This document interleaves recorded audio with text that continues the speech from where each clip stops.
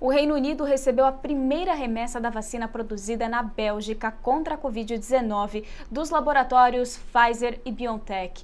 O país havia aprovado o imunizante na quarta-feira. As 40 milhões de doses da vacina foi encaminhada para uma central de distribuição que não teve o local revelado. O governo britânico anunciou que prevê imunizar 20 milhões de pessoas e deve iniciar a vacinação na semana que vem. Sobre este assunto e tudo sobre vacinas, nós iremos conversar com o professor de doenças infecciosas da Universidade Federal do Rio de Janeiro, Edmilson Migolski. Muito bem-vindo, doutor. Bom dia. Bom dia, Lívia. Bom dia, espectadores. É um prazer falar com vocês. Bom, doutor, vamos começar então falando sobre essa vacina da Pfizer. A farmacêutica deu um prazo para o Ministério da Saúde brasileiro decidir sobre a aquisição, mas o governo resiste em relação a alguns fatores, como preço, armazenamento a menos de 70 graus. Então, eu gostaria de saber qual que é a estratégia do Brasil e quais são as alternativas que o Brasil pode adotar para adquirir esse imunizante da Pfizer. Em geral, as vacinas ficam acondicionadas de 2 a 8 graus. Se tem uma vacina a menos de 70 graus, num país de dimensão continental, como é o nosso Brasil, em um país tropical, para garantir que esse imunizante vai realmente surtir o efeito desejável em termos de eficácia e segurança, é complicado. Nós não temos no Brasil nenhuma vacina que fique armazenada ou que exija um armazenamento a menos 70 graus. Então, isso é um complicador. E tem um outro detalhe, todas as vezes que o Ministério da Saúde incorpora ou intenciona incorporar uma nova vacina, sempre há um acordo preliminar onde essa empresa que produz a vacina se prontifica a, aos poucos, transferir tecnologia para que algum laboratório oficial, como, por exemplo, Vital Brasil, Fundação Ezequiel Dias, Butantan, Fiocruz e outros laboratórios oficiais possam incorporar, passo a passo, a produção e fazer em território nacional o imunizante ou aquele medicamento. Então, esses pontos devem ser observados. Agora, a princípio, é realmente um fator limitante, extremamente limitante, o fato desse produto exigir uma temperatura a menos 70 graus, dificultando o transporte, o armazenamento, a utilização, já que é totalmente diferente daquilo que a gente está acostumado a ver e a trabalhar em termos de vacina no modo geral. Então, existe isso realmente como um fator limitante. E, muito provavelmente, alguns produtos começam exigindo menos de 70 graus, depois se cria artifícios de estabilizar esse produto de tal forma que lá na frente eu já vislumbro essa possibilidade de você ter lá o armazenamento normal de 2 a 8 graus. Até que isso ocorra com esse produto, eu acho complicado a executar essa tarefa de vacinar com a mesma eficiência de um país como a Inglaterra, que é um país infinitamente menor do que o nosso, mais frio que o nosso, portanto, uma população ainda com um pouco mais de acesso do que o Brasil. E na Inglaterra, eles vão disponibilizar a vacina no setor público, mas na Inglaterra não tem um Nordeste, na Inglaterra não tem uma região Norte, não tem um Cerrado, que pode fazer com que no país essa tarefa não seja tão simples assim. Doutor, o senhor falou muito bem sobre a necessidade dessa vacina ser armazenada a menos 70 graus Celsius e nós tivemos a informação que o setor de refrigeração diz ser possível adaptar a rede para receber essa vacina da Pfizer. Se o governo do Brasil fechar o acordo de compra desse imunizante, qual que é a preocupação que se deve ter com o armazenamento, com a ajuda do setor de refrigeração, levando em consideração o clima brasileiro? Pois é uma logística que não é simples. Você adaptar toda a rede de distribuição para fazer essa vacina. Por exemplo, nós temos, se eu não estou equivocado, 36 mil postos de vacinação no Brasil. Então é complicado, algumas vacinas têm que ir no lombo do jegue, tem que ir naquela canoa rio acima por 12, 13, 24 horas, então não é uma logística simples. E tem mais, nós temos aí 2 vacinas que estão também em processo de avaliação e de estudo, como por exemplo a vacinação da Sinovac, com o Butantan, e a vacina da AstraZeneca, que é a de Oxford, em parceria com a Fiocruz. Então, eu não sei se valeria a pena esse investimento para ganhar 1 ou 2 ou 3 meses, depois ter tanta dificuldade. E por mais que nós sejamos eficientes, acho que é extremamente improvável que você consiga adaptar toda a cadeia de frio para uma temperatura a menos 70 por causa de um produto, tendo em vista que já tem outras vacinas. Se essa fosse a única vacina e as demais estivessem longe de ser licenciada, eu acho que um esforço maior deveria ser feito. E tem outro fator, né? A gente tem essa doença, é uma doença que pode ser grave, pode causar morte, mas já temos hoje alternativas de tratamento precoce que faz com que o nosso pavor e talvez o sentido de urgência em relação a ter uma vacina de imediato possa ter uma certa, não estou dizendo relaxamento, mas eu tenho um pouco mais de fôlego. Então, eu acho que valeria a pena, a princípio, né, esperar essa vacina, tanto da AstraZeneca quanto da Sinovac, por conta da logística. Se a vacina da Pfizer fosse uma vacina de 2 a 8 graus, aí eu acho que meu pensamento seria um pouco diferente desse. Mas essa limitação de ficar ou exigir menos 70 graus, nesse momento, para mim, é um fator limitante expressivo para um país como o nosso. É algo que tem que ser levado em conta e muito discutido, doutor. E nós vamos falar agora um pouquinho também da Coronavac, porque o governador João Dória anunciou a vacinação em janeiro de 2021, enquanto o Ministério da Saúde sinaliza o mês de março. Então, mais uma vez, existe um descompasse de planos entre o governo estadual e a esfera federal. E eu gostaria de saber como que isso impacta o Plano Nacional de Vacinação. Pois é, porque a discussão técnica já é algo difícil de você obter consenso. Quando você tempera essa discussão técnica com fatores políticos, torna menos previsível ainda, né? Cabe à Sinovac, cabe ao Butantan cumprir todos os ritos de licenciamento, porque, veja bem, não é a questão se uma vacina der errado, e der errado no sentido de você não perceber um determinado efeito adverso, ou você bypassou determinados passos para você obter o licenciamento, e se der problema, ao dar problema numa vacina, creia-me, vai dar problema em todas as vacinas, vai dar problema ou vai manchar todas as vacinas que estão por vir e as vacinas que já existem, dando, né, lenha para a fogueira daqueles que sempre lutam contra a vacinação, mesmo as vacinas bem estabelecidas, com a segurança documentada e a sua eficácia documentada.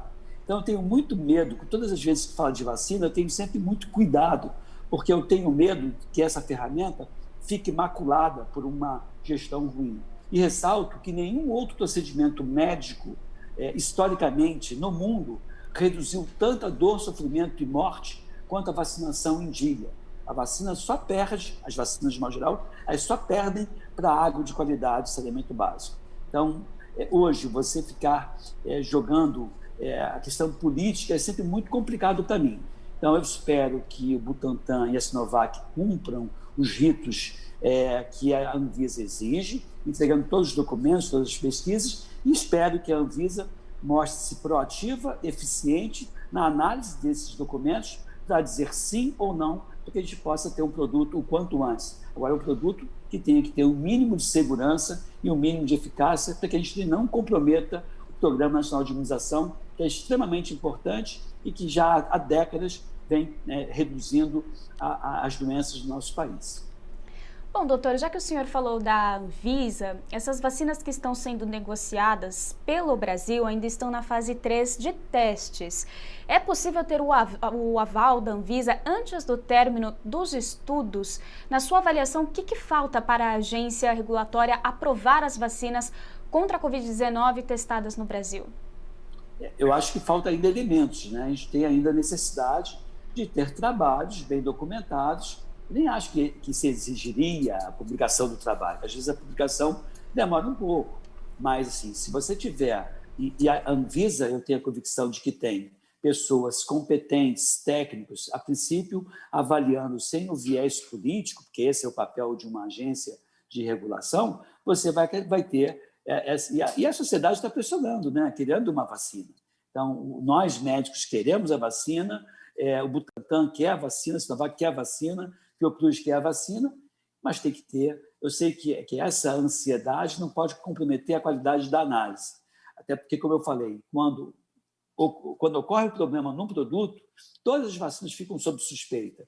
Quando a vacina X deu algum problema, que teve um eventual efeito adverso relacionado com ela, tem certeza que as pessoas ficam muito preocupadas. Então, acho que a gente tem que ter, nesse momento, prudência. E, como eu falei antes, né, o fato de você ter hoje medicamentos que se mostram seguros e eficazes faz com que a premência de uma vacina fique um pouco mais, olha, gente, não é uma sangria desatada, tem que ter uma análise técnica, madura, responsável e liberar esse produto com um máximo de segurança para que a população seja, assim, beneficiada. Porque, às vezes, qual a importância do estudo de fase 3? O estudo de fase 3, para as pessoas entenderem, é a fase onde você coloca mais voluntários, aumenta a tua amostragem, para quê? Para que os eventos adversos menos comuns, aumentando o N de pessoas envolvidas, possa aparecer.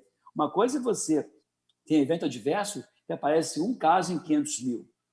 Pode parecer pouco, mas dependendo do tipo de evento adverso, se for morte, por exemplo, né, que não é o que foi relatado na vacina, que isso fique claro. Mas quando você tem um caso para cada 500 mil e vai vacinar a população do mundo todo, você vai ter aí 4, 5, 6, 10 milhões de pessoas se vacinando e talvez, se isso fosse verdadeiro, 20 mortes ocorrendo.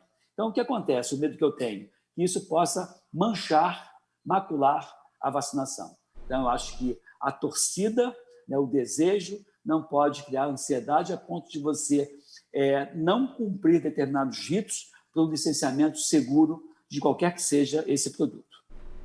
Bom, doutor, nós falamos da logística, das dificuldades, dos desafios de armazenamento. O senhor disse uma coisa muito interessante também, que nós temos muitos postos de saúde espalhados pelo Brasil e em cidades do norte e nordeste, que imagina, é um calorão imenso, né? Então, como que seria feito esse transporte? Nós falamos sobre tudo isso e eu tenho aqui uma dúvida, né? Saiu uma notícia que as clínicas privadas só devem ter a vacina contra a Covid-19 no segundo semestre de 2021 ou em 2022. Ajude a entender, né? Explica um pouquinho para a gente como que funcionaria essa distribuição, né? Qual que é a prioridade, primeiramente, do setor público, do SUS, e depois vem as clínicas? Daria para existir uma parceria público-privada para fazer essa vacinação em larga escala? O que seria ideal para o nosso país? O interessante é que o Programa Nacional de Imunização vê o todo e faz uma análise mínima de grupo de risco, como é, por exemplo, da gripe. A gripe, o Ministério da Saúde distribui hoje cerca de 65 a 70 milhões de doses por ano e prioriza quem? As pessoas com mais de 55 anos de idade, as crianças até 5 anos, a população carcerária, as pessoas com alguma doença de base, as gestantes. Então, o que o Ministério da Saúde faz? Elenca, dentro desse quantitativo de vacinas, o grupo prioritário. E aí sempre tem uma sobra de vacina no setor privado. E aí o setor privado vacina você, Lídia, por exemplo, que é uma jovem jornalista e que não se enquadra, por exemplo, nesse grupo dito de risco do Ministério da Saúde. Então, já existe esse convívio muito bom entre o que é público e privado. Mas para que isso ocorra, tem que ter vacina sobrando para que eu possa priorizar o grupo de extrema importância a ponto de amanhã ou depois começar a distribuir para os demais grupos. Então, essa possibilidade existe, só que nesse primeiro momento, por exemplo, a AstraZeneca fechou um acordo com o Ministério da Saúde, com a Fiocruz, de trazer para o país, se a vacina for licenciada, 100 milhões de doses dessa vacina, que iria ser utilizada prioritariamente no grupo de risco.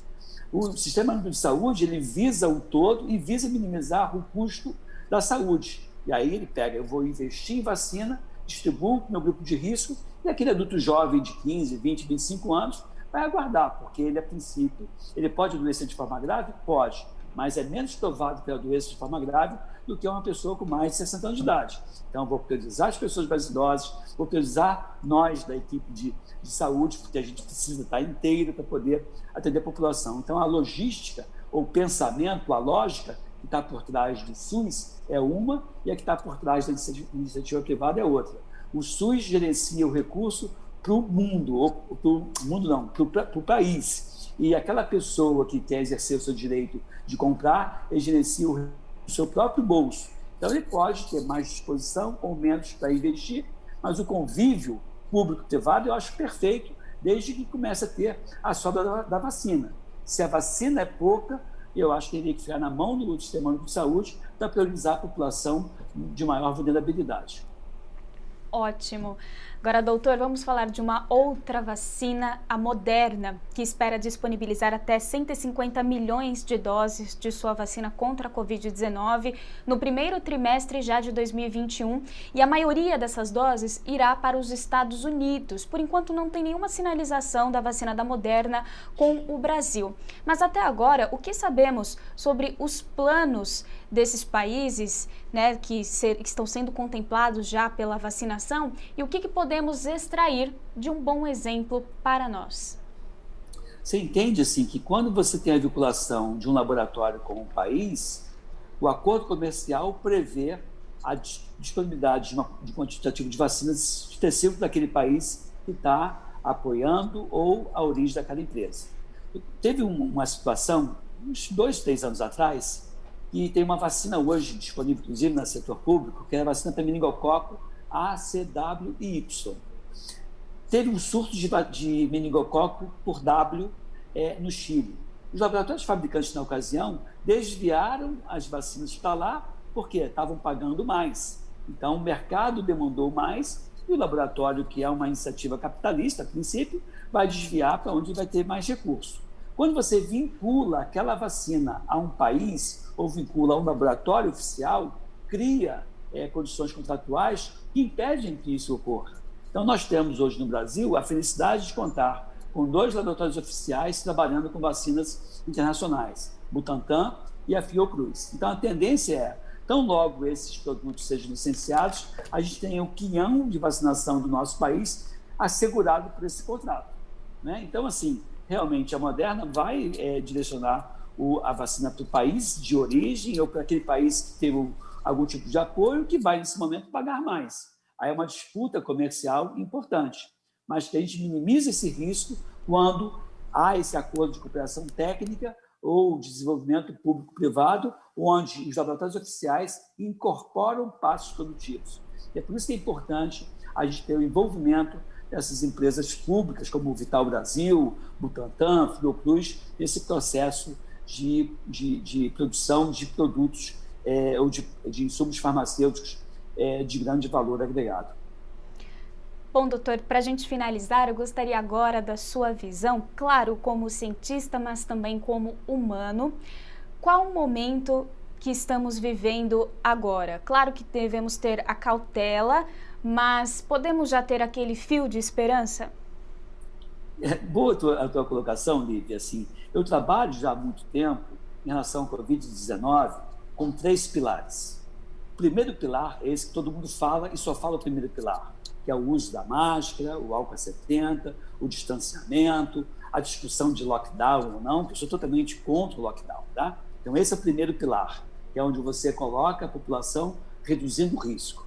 Esse pilar não se mostrou, infelizmente, suficiente, tanto é que você tem novos casos. E aí a gente tem que trabalhar em cima do segundo pilar, não negligenciando o primeiro, mas reforçando o segundo. O que é o segundo pilar? Eu ensinar a população quais são os sinais e sintomas precoces da Covid-19. E dizer, olha, a Covid-19 não é só febre. Febre ocorre em 15% a 20% dos casos. Dor abdominal, dor no corpo, dor nos olhos, dor de cabeça, dor de garganta, sensação de febre sem febre, um mal-estar generalizado, isso pode ser a Covid-19.